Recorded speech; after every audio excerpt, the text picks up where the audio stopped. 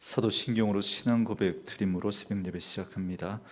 전능하사 천지를 만드신 하나님 아버지를 내가 믿사오며 그 외아들 우리 주 예수 그리스도를 믿사오니 이는 성령으로 잉태하사 동정녀 마리아에게 나시고 본디오 빌라도에게 고난을 받으사 십자가에 못 박혀 죽으시고 장사한 지 사흘 만에 죽은 자 가운데서 다시 살아나시며 하늘에 오르사 전능하신 하나님 우편에 앉아 계시다가 저리로서 산자와 죽은 자를 심판하러 오시리라. 성령을 믿사오며 거룩한 공회와 성도가 서로 교통하는 것과 죄를 사하여 주시는 것과 몸이 다시 사는 것과 영원히 사는 것을 믿사옵나이다. 아멘. 이 아침에 우리에게 주시는 하나님의 말씀은 잠언 3장 11절에서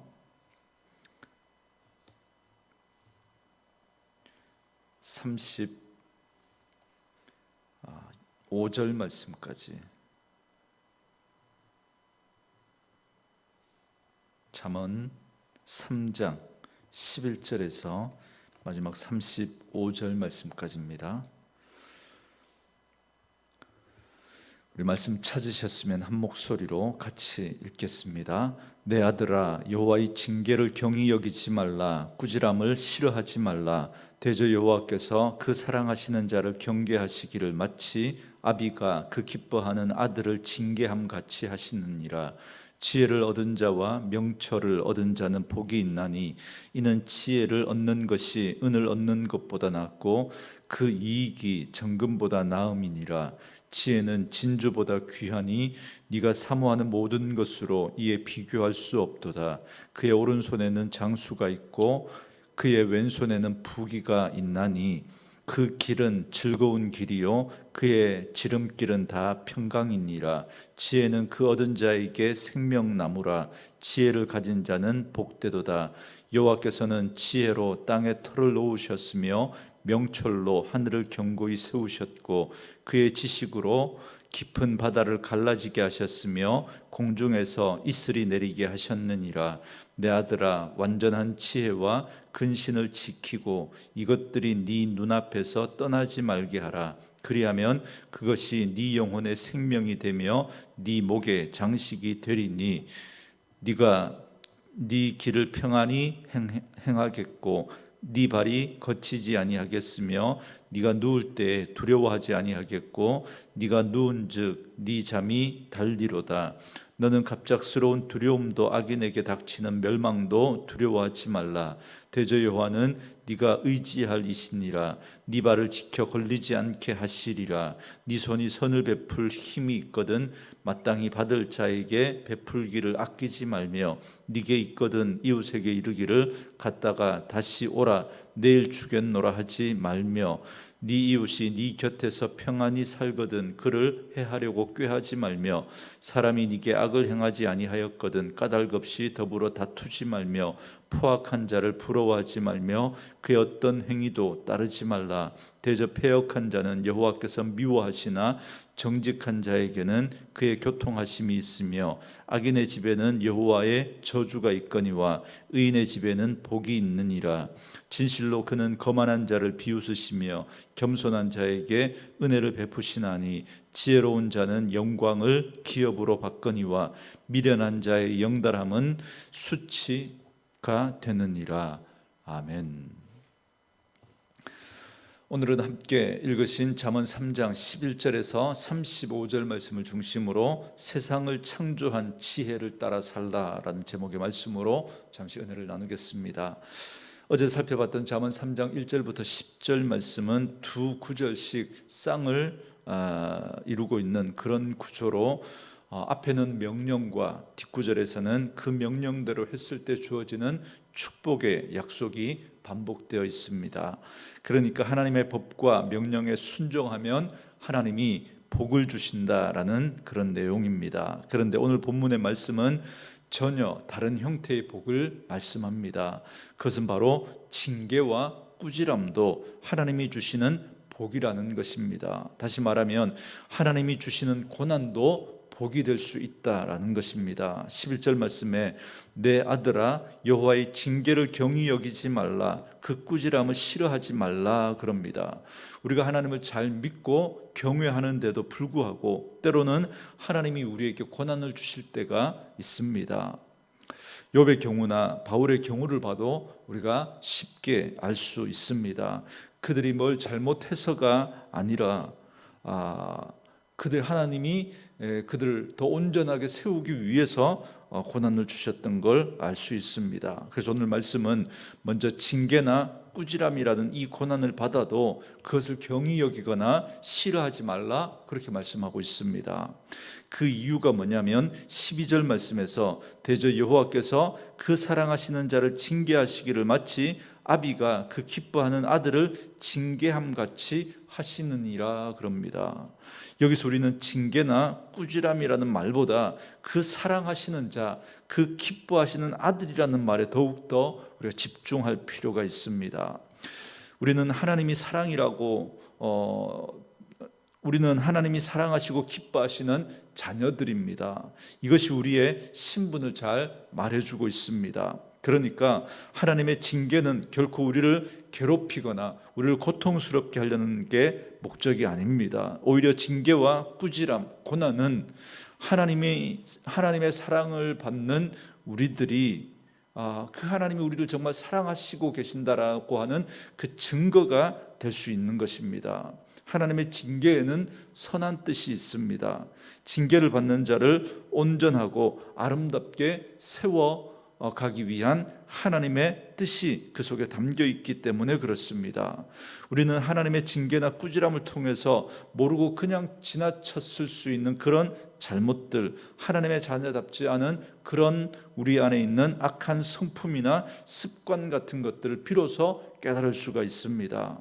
물론 매를 맞지 않고 훈계만으로도 돌이키고 고칠 수 있다면 여러분 얼마나 좋겠습니까? 하지만 우리는 그렇게 지혜롭고 현명하지가 못합니다. 그런 우리를 그냥 내버려 두신다면 그것을 우리가 어떻게 사랑이라고 말할 수 있겠습니까?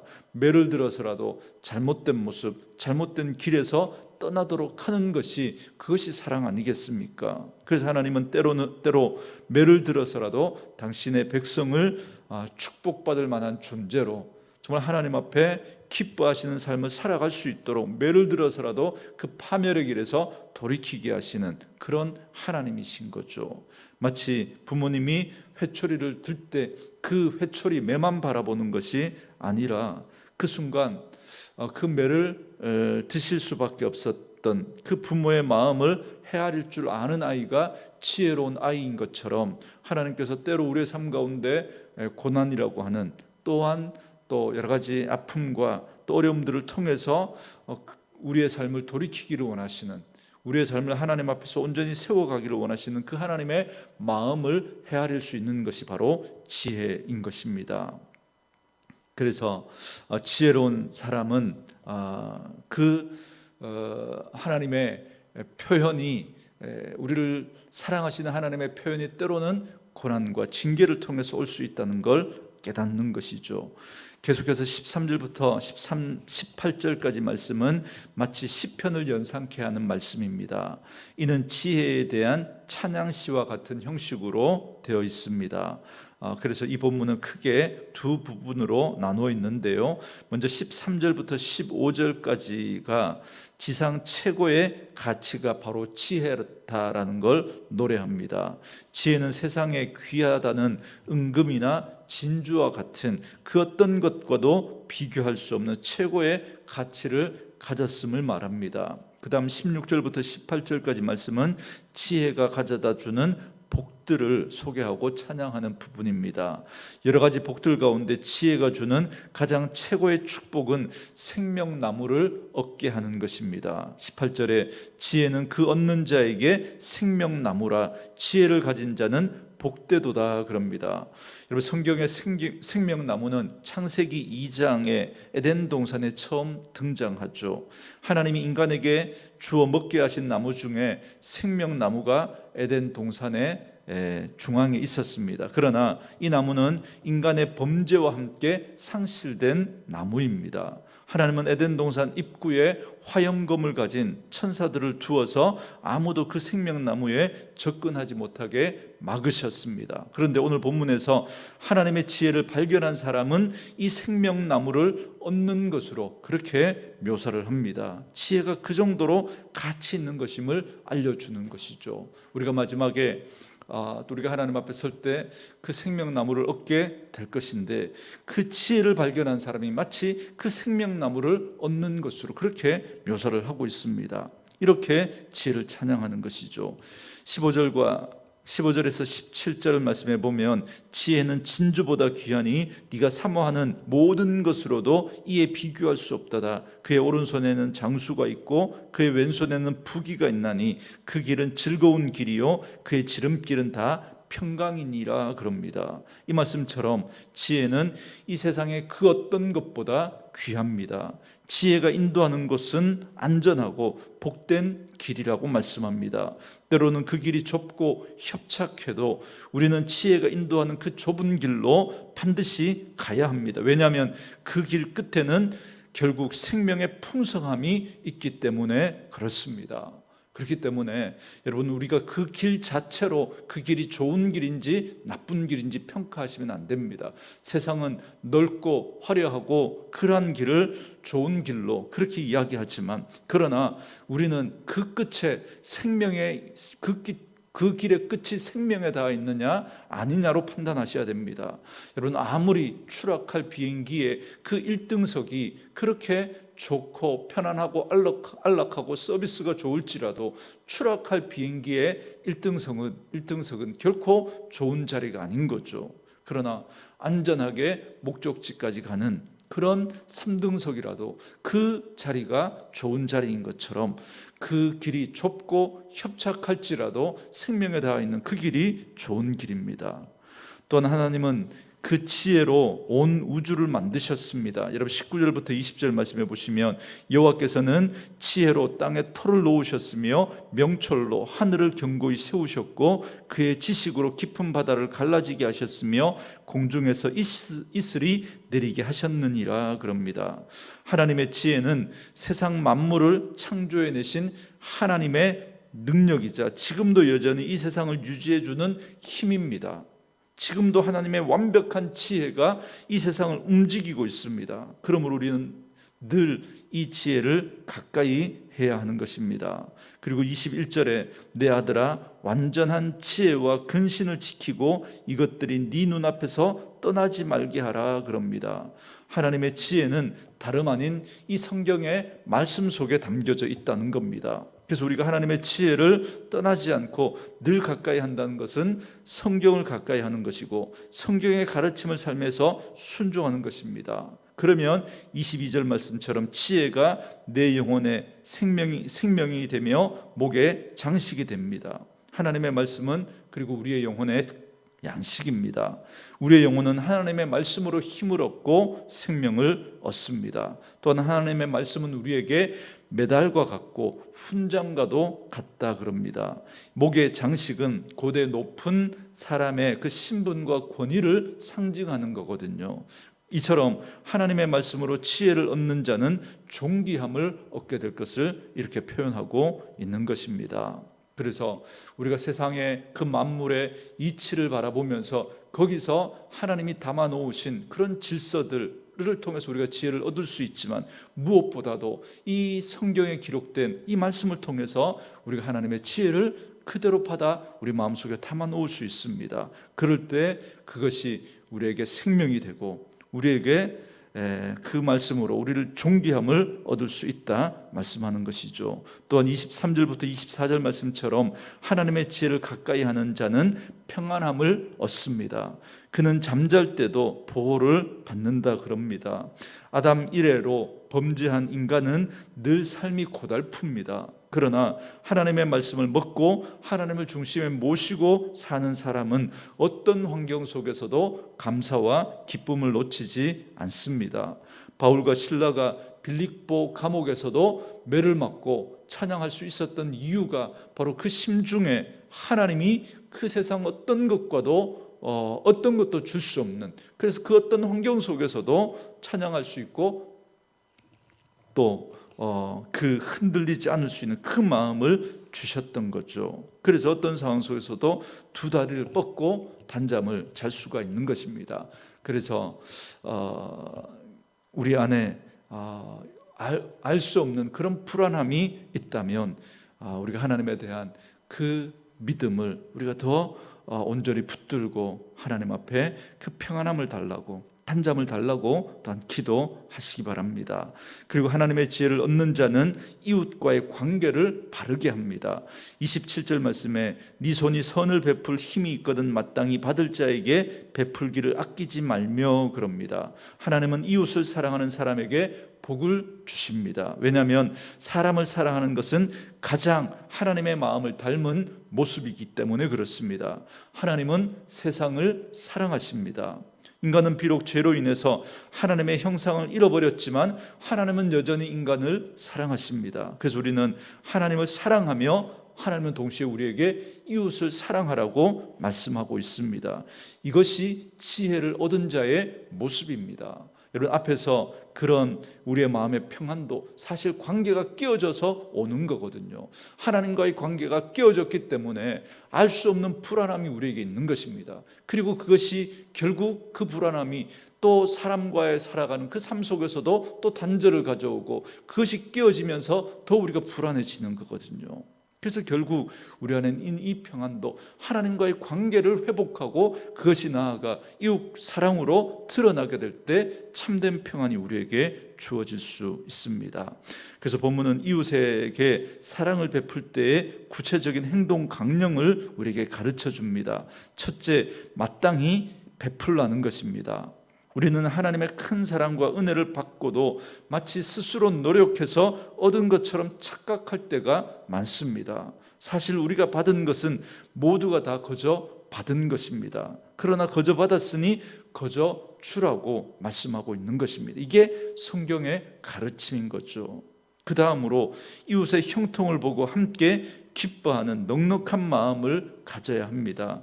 29절에서 30절 말씀처럼 평안히 사는 자를 헤아려 하지 말고 까닭 없이 다투지 말아야 합니다. 한마디로 시기하지 말라는 것입니다.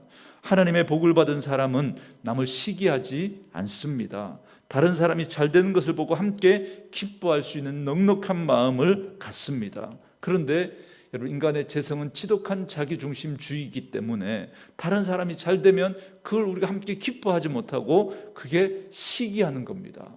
배가 아픈 거죠.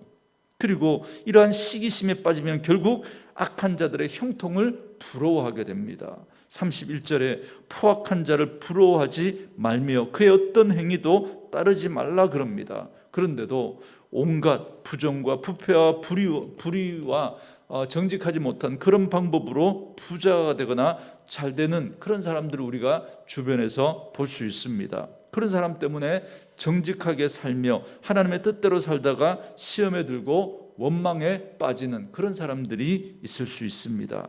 그러나 우리는 하나님 앞에서 참 만족을 찾고 그리고 다른 사람들의 그런 부정한 방법으로 잘 되는 그런 것에 우리가 마음을 빼앗기지 말고 우리가 그 하나님을 인정하고 우리가 걸어가는 이 길이 생명의 길이고 하나님 기뻐하시는 길이라는 사실을 여러분 잊지 마시고 흔들리지 않기를 바랍니다. 지금 당장 그런 사람이 잘 되는 것 같아 보일 수 있지만 그 끝을 볼 수 있는 그 눈이 바로 지혜인 것입니다. 그래서 나중에 하나님 분명히 그 행위대로 갚으실 것이기 때문에 그렇습니다.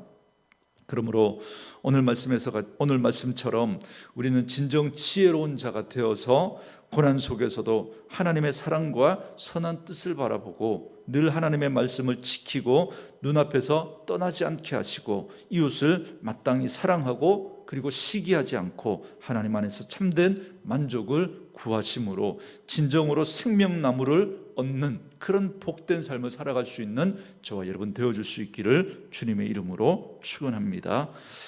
오늘 말씀 묵상하시면서 이 찬양 들으시고 우리 함께 기도하는 시간 갖겠습니다. 마땅히 맞는 찬양을 찾기가 어려웠는데요, 우리가 이웃 사랑에 대한 그 마음 가지고 이 찬양 들으시고 함께 기도하는 시간 갖겠습니다.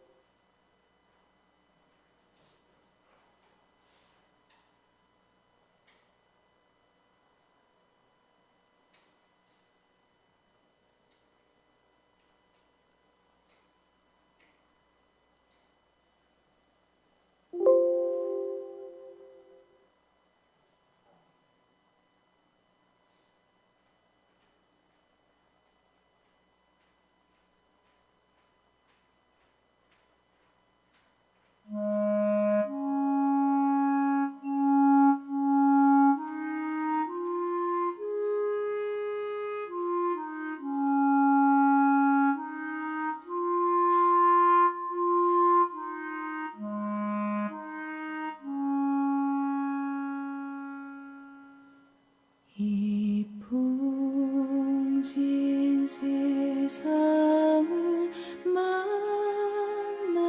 만났으니 우리 할 일이 무엇인가. 믿음과 소망과 사랑 중에 제일은 사랑이라.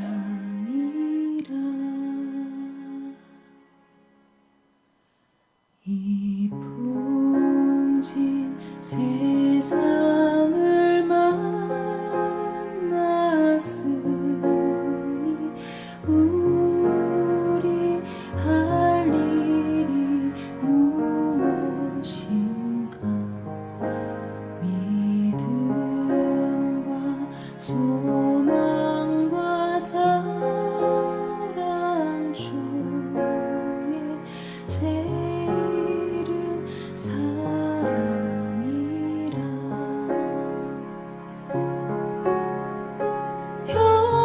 형제여 서로 사랑하자.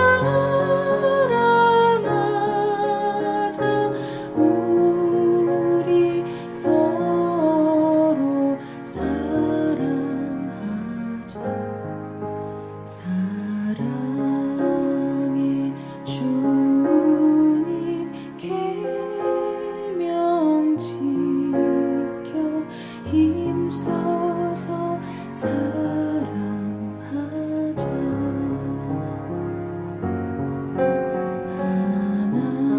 하나님 은고 사랑이요 주 예수님도 사랑이다. 성령 받은 자 큰 증거는 온전한 사랑이라.